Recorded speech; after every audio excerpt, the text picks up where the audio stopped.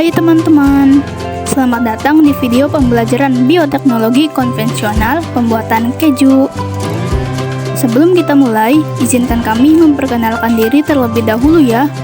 Kami kelompok 1 kelas 10 umum 8 dari sekolah SMA Negeri 1 Anjatan. Sebelum lanjut ke proses pembuatan keju, kami mau kenalan dulu ya. Ini adalah potret anggota kelompok kami. Saya Adin Firmansyah. Halo, aku Amelia. Anis Rianti. Halo, aku Indri Novita. Aku Laila. Halo, aku Rifki. Teman-teman pasti udah pada tahu kan apa itu keju? Ya, benar sekali.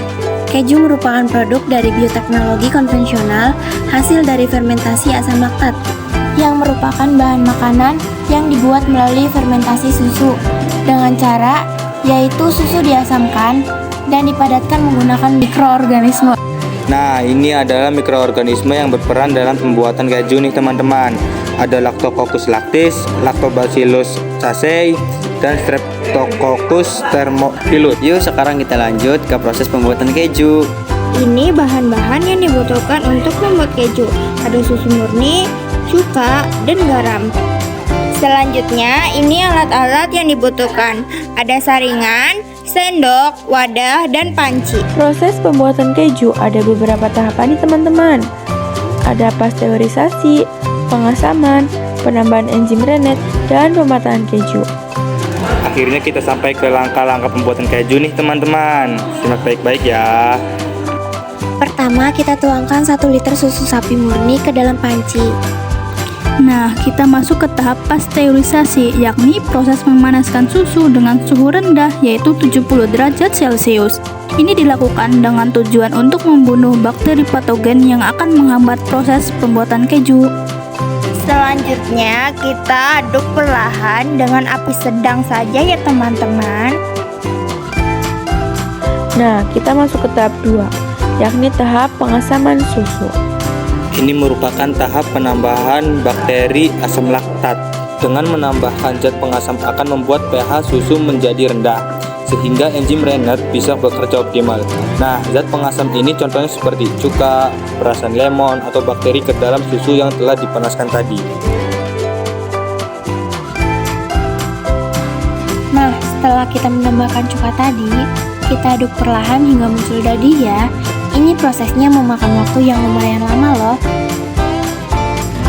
Nah, ini adalah bentuk dari dadinya ya. Setelah muncul dadinya, kita matikan dulu ya kompornya, nanti meleduk. Apakah teman-teman sudah tahu apa itu enzim rennet?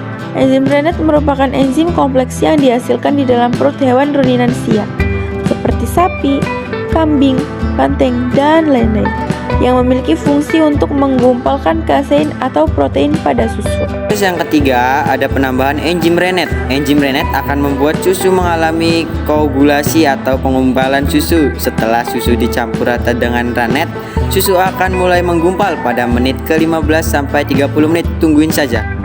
Setelah susu mengalami koagulasi menjadi curd atau wujud padat, maka susu akan kembali dipanaskan hingga 38 derajat Celcius.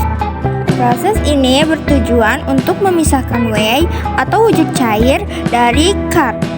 Nah, oke teman-teman, setelah susu yang kita aduk tadi sudah muncul dadi dan kompor juga dalam keadaan mati, kita tambahkan 3 sendok garam ya.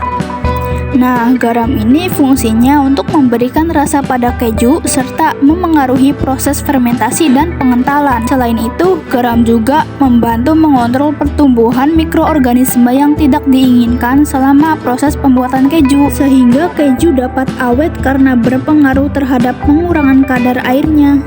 Nah, proses yang terakhir adalah pematangan keju. Yakni bagian dadi dipisahkan dengan air dadi untuk pematangan keju. Teman-teman bisa lihat sendiri proses pemisahannya ya.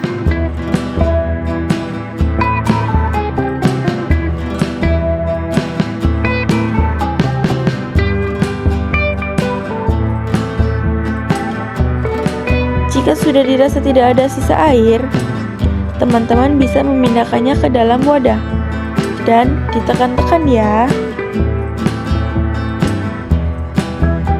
Kemudian teman-teman bisa meletakkan di dalam lemari pendingin dengan suhu 5-10 derajat Celcius dengan waktu sekitar 24 jam ya. Nah, itu tadi merupakan proses pembuatan produk bioteknologi konvensional keju ya teman-teman. Terima kasih sudah menonton.